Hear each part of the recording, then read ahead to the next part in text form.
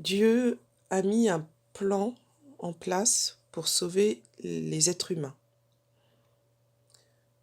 Comment répondre au plan de Dieu pour nous sauver? Quelle peut être la réponse de l'être humain?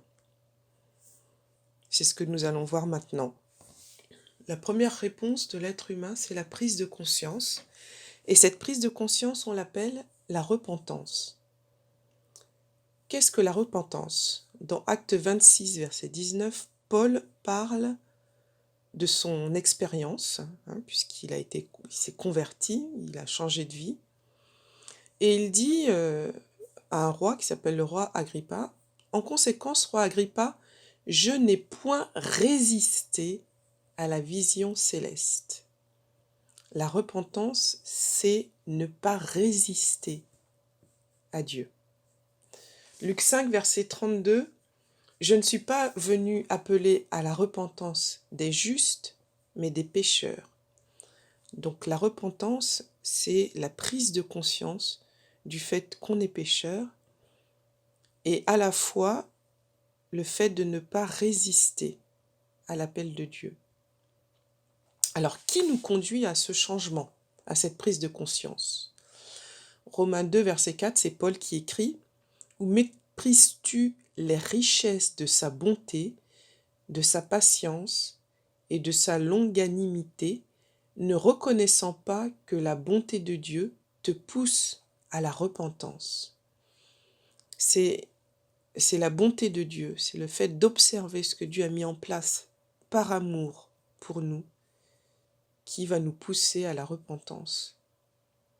Donc c'est bien Dieu qui nous conduit à ce changement. Et qui œuvre à ce changement? Plus particulièrement, Jean 16, verset 28 nous parle du Saint-Esprit. Quand il sera venu, le Saint-Esprit, il convaincra le monde en ce qui concerne le péché, la justice et le jugement. Donc celui qui nous convainc de péché, par exemple, c'est le Saint-Esprit. C'est lui qui œuvre à la repentance. Maintenant, nous allons nous pencher sur le psaume 51, qui est un psaume qui a été écrit par David. Donc David, c'est ce grand roi qui est connu, qui est un exemple de foi, mais qui a eu des moments extrêmement compliqués dans sa vie, notamment à un moment où il a commis péché sur péché. Il a commencé par regarder une femme qui n'était pas la sienne. Ensuite, il a eu des relations intimes avec cette femme. Cette femme s'est retrouvée enceinte. Il a voulu mettre en place un stratagème pour que ça soit le mari qui endosse cette grossesse. Ça n'a pas fonctionné, donc il a fait mourir le mari de cette femme. Et ainsi, il a cru pouvoir se débarrasser de ses problèmes. En réalité, il s'est enfoncé dans une spirale de péché. Il a commencé donc par tromper, par mentir, par dissimuler et finalement par tuer. Euh, et puis voilà, un jour, un prophète vient le voir pour lui dire qu'il est pécheur. Et là, il a vraiment pris conscience de l'horreur de ce qu'il avait fait. Et le voilà qu'il écrit le psaume 51. Et finalement, à travers ce psaume, eh bien, nous découvrons les étapes de la repentance, les étapes du changement qui mènent à la libération.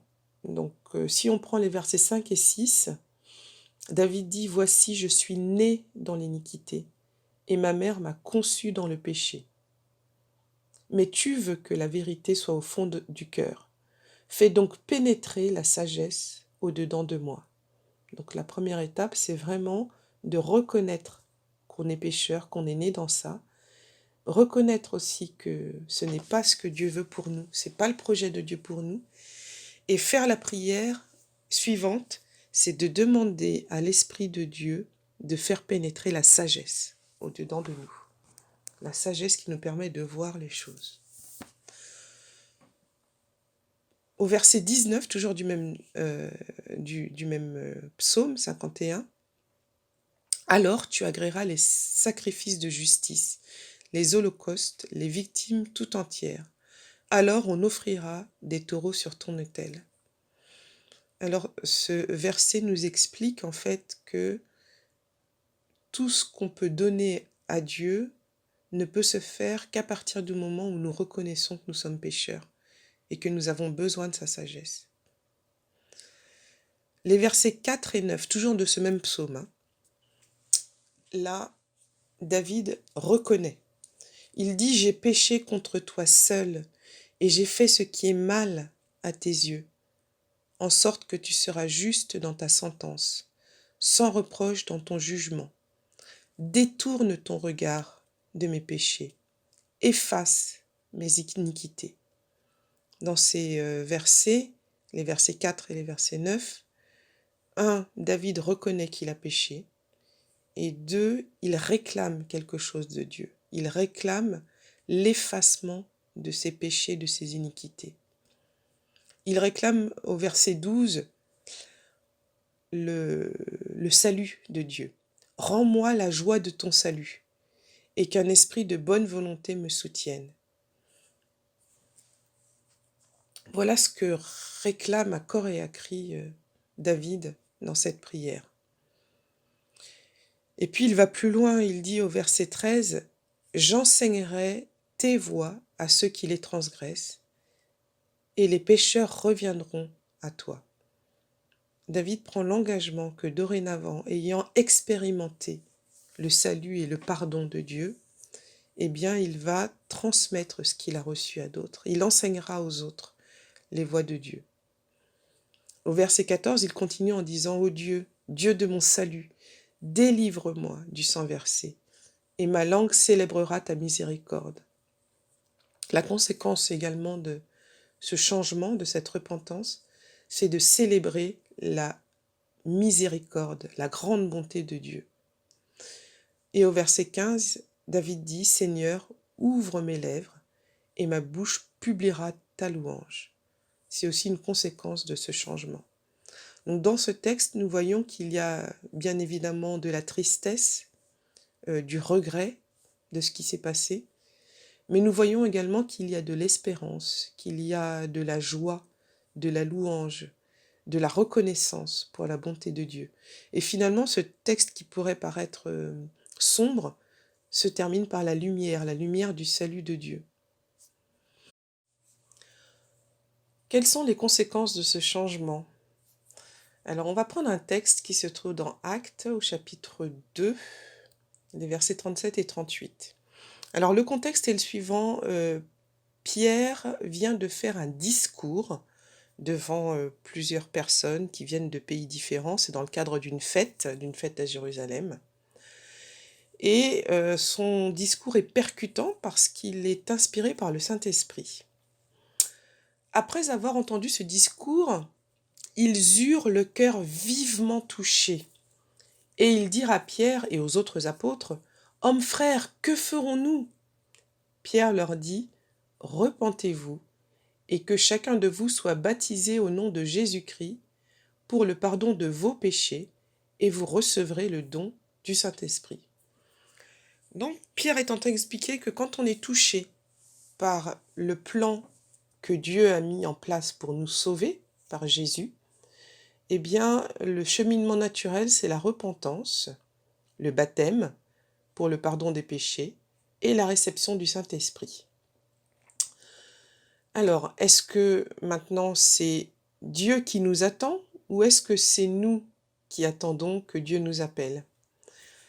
Alors, toujours Pierre, dans 2 Pierre 3, verset 9, nous dit « Le Seigneur ne tarde pas dans l'accomplissement de la promesse, comme quelques-uns le croient, mais il use de patience envers vous, ne voulant pas qu'aucun périsse, mais voulant que tous arrivent à la repentance. » Dieu fait preuve de patience.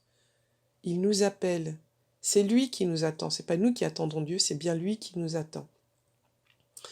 Luc 15, verset 7, c'est Jésus qui parle. « De même, je vous le dis, il y aura plus de joie dans le ciel pour un seul pécheur qui se repent, que pour 99 justes qui n'ont pas besoin de repentance. » Donc là encore, l'attente de Dieu, c'est que nous nous repentions. Acte 3, verset 19. « Repentez-vous donc et convertissez-vous pour que vos péchés soient effacés, afin que des temps de rafraîchissement viennent de la part du Seigneur. En fait, Dieu a des bénédictions qui sont décrites là comme des temps de rafraîchissement en réserve pour nous, mais il attend notre repentance, il attend notre conversion, et il souhaite vraiment effacer nos péchés. Donc c'est bien Dieu qui nous attend. Alors nous allons parler un petit peu de la confession. Pourquoi c'est important de, comme dans le psaume 51, de confesser nos péchés, de les reconnaître. La première question qu'on pourrait se poser, mais Dieu connaît toute notre vie, pourquoi avons-nous besoin de confesser? Hébreux 4, verset 13, « Nulle créature n'est cachée devant lui, c'est-à-dire devant Dieu, mais tout est à nu et découvert aux yeux de celui à qui nous devons rendre compte. » Donc ce texte nous dit que devant Dieu, rien n'est caché, tout est vu. Jérémie 16, verset 17, « Car mes yeux sont attentifs à toutes leurs voies, elles ne sont point cachées devant ma face, et leur iniquité ne se dérobe point à mes regards. » C'est Dieu qui parle. Et il dit tout simplement qu'il voit tout. Il voit tout, y compris des choses que nous ne voyons pas, les intentions de notre cœur. Et pourtant, notre responsabilité est quand même de confesser, de reconnaître. Proverbe 28, verset 13. « Celui qui cache ses transgressions ne prospère point, mais celui qui les avoue et les délaisse obtient miséricorde. » Donc il y a bien un travail sur nous-mêmes, d'aveu d'abord, de nos péchés, et de volonté de vouloir ne plus nous adonner à ces péchés. Et la confession se fait à Dieu, elle ne se fait pas aux hommes, elle se fait d'abord à Dieu. Alors bien sûr, il faut demander pardon aux hommes à qui on a fait du mal, mais la confession se fait d'abord à Dieu. Psaume 32, verset 5, qui est aussi un psaume de David, « Je t'ai fait connaître mon péché, je n'ai point caché mon iniquité, j'ai dit, j'avouerai mes transgressions à l'Éternel, et tu as effacé la peine de mon péché. » Voilà pourquoi c'est important d'avouer, c'est pour que Dieu ait l'occasion d'effacer la peine de nos péchés. En fait, en confessant, nous ne donnons pas une information à Dieu, mais nous ouvrons notre cœur à Dieu pour lui permettre, lui, d'effacer la peine de nos péchés. 1 Jean 1, verset 9 confirme cela. « Si nous confessons nos péchés, il est fidèle et juste pour nous les pardonner et pour nous purifier de toute iniquité. » Donc en fait, cette confession va permettre à Dieu de rentrer dans notre cœur, d'abord de pardonner le péché, et en plus de purifier. Alors la purification, justement, nous permet de délaisser, de ne plus prendre plaisir et de délaisser les péchés. Voilà pourquoi la confession est importante, pour ouvrir la porte à l'appel de Dieu. Ensuite, après être passé par la confession, eh bien, nous continuons le processus. Quel est le fruit de la repentance? Matthieu 3, verset 8. « Produisez donc du fruit digne de la repentance. » Voilà, donc on nous demande de produire du fruit. De quoi s'agit-il? Romains 18, verset 3. « Je vous le dis en vérité, si vous ne vous convertissez et si vous ne devenez comme les petits-enfants, vous n'entrerez pas dans le royaume de Dieu. » Voilà. Donc la conversion, c'est aussi le seul moyen de rentrer dans le royaume de Dieu. 1 Thessaloniciens 1, verset 9. « Car on raconte à notre sujet quel accès nous avons eu auprès de vous et comment vous êtes convertis à Dieu en abandonnant les idoles pour servir le Dieu vivant et vrai. » Alors le fruit aussi de la repentance, c'est le fait d'abandonner notre vie antérieure. Alors dans le cas présent, c'était des personnes qui étaient idolâtres, qui étaient polythéistes. Elles ont abandonné toutes ces croyances, toutes ces traditions, pour servir le Dieu vivant. Donc finalement, on abandonne le passé, on devient citoyen du royaume de Dieu, et on produit des fruits, le fruit digne de la repentance, qu'il faudra qu'on définisse un jour. Quel est ce fruit? Alors concrètement, que faut-il réformer en nous? Que faut-il faire mourir? Jérémie 7, les versets 3 à 4 nous dit: Ainsi parle l'Éternel des armées, c'est-à-dire l'Éternel le Créateur de tout ce qu'il y a sur la terre, le Dieu d'Israël, réformez vos voies et vos œuvres, et je vous laisserai demeurer dans ce lieu. Ne vous livrez pas à des espérances trompeuses en disant: c'est ici le temple de l'Éternel, le temple de l'Éternel, le temple de l'Éternel. Donc il faut réformer nos voies, c'est-à-dire la direction dans laquelle on va, et il faut réformer aussi nos œuvres, nos actions. Et ça va ensemble. Et ça, c'est Dieu qui peut faire ce travail. Donc pour compléter, Colossiens 3, versets 5 à 8, c'est l'apôtre Paul qui parle, et il dit: faites donc mourir les membres qui sont sur la terre, l'impudicité, l'impureté, les passions, les mauvais désirs, la cupidité qui est une idolâtrie. C'est à cause de ces choses que la colère de Dieu vient sur les fils de la rébellion, parmi lesquels vous marchiez autrefois, lorsque vous viviez dans ce péché. Mais maintenant, renoncez à toutes ces choses, à la colère, à l'animosité, à la méchanceté, à la calomnie, aux paroles déshonnêtes qui pourraient sortir de votre bouche. Voilà ce qu'il faut réformer dans notre vie, voilà ce qu'il faut faire mourir. Et bien sûr, on peut des fois se sentir démuni si nous n'avions pas l'assurance que c'est le Seigneur qui fait ce travail en nous. Alors, quelles sont les autres conséquences de cet engagement? On l'a vu tout à l'heure dans Acte 2, versets 37 et 38, à la suite du discours de Pierre. Quand Pierre dit, voilà, repentez-vous, que chacun de vous soit baptisé au nom de Jésus-Christ pour le pardon de vos péchés, et vous recevrez le don du Saint-Esprit. Donc, parmi tout ce que Pierre énumère, il parle du baptême, qui est un engagement. Donc, la conséquence de la repentance, c'est aussi un engagement. Acte 22, verset 16, « Et maintenant que tardes-tu, lève-toi, sois baptisé et lave tes péchés, en invoquant le nom du Seigneur. » Donc, on reviendra sur cet engagement du baptême, mais c'est aussi une conséquence de la repentance et de la conversion. Et finalement, tous ces mots que nous avons vus, la repentance, la confession, la conversion, l'engagement, tout ça fait partie d'une expérience complète qu'on appelle dans la Bible la nouvelle naissance. C'est-à-dire que nous avons une première naissance, qui est une naissance physique, qui a lieu quand nous sortons du ventre de notre maman. Et puis il y a une deuxième, une nouvelle naissance que nous choisissons. C'est une nouvelle direction, c'est un nouveau départ, une nouvelle vie qui nous mènera à la vie éternelle. 2 Corinthiens 5, verset 17. « Si quelqu'un est en Christ, il est une nouvelle créature. Les choses anciennes sont passées. Voici, toutes choses sont devenues nouvelles. » Voilà. Si on est en Christ, on est une nouvelle créature. Jean 3, versets 3 à 5, Jésus lui répondit: en vérité, je te le dis. Si un homme ne naît de nouveau, il ne peut voir le royaume de Dieu.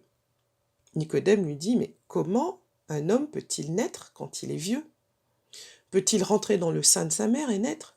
Jésus répondit: en vérité, je te le dis, si un homme ne naît d'eau et d'esprit, il ne peut entrer dans le royaume de Dieu. Donc Dieu précise que la nouvelle naissance, c'est naître d'eau et d'esprit. Donc d'eau, c'est le baptême, on en reparlera, et d'esprit, c'est le baptême du Saint-Esprit, c'est le fait dorénavant de ne vivre que guidé par l'Esprit et d'y prendre plaisir. Ésaïe 55, versets 6 et 7.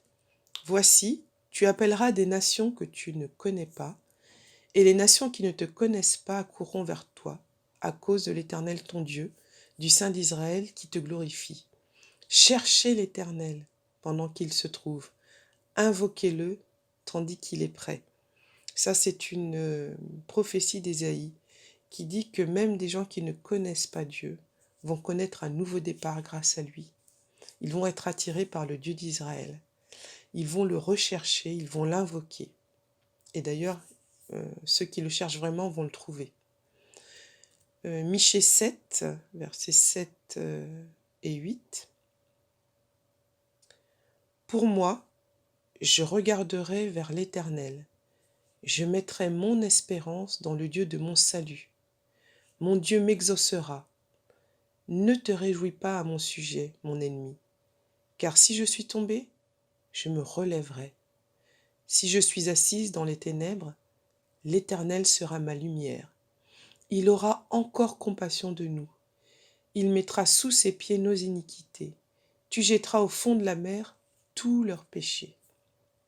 Voilà encore une belle promesse qui nous prouve que dorénavant, dans notre nouveau départ, Dieu nous accompagnera tous les jours de notre vie, même si nous chutons, même si nous trébuchons, même si nous passons par des moments difficiles, l'Éternel dorénavant est notre lumière. Alors, ce processus personnel et intime que nous avons décrit aujourd'hui est le résultat d'une relation avec Dieu. Mais un jour, il devient public et visible aux yeux de tous. C'est un engagement qu'on prend qui s'appelle le baptême, qui exprime tout simplement que ce que nous avons décidé dans notre cœur, nous voulons le faire savoir au plus grand nombre.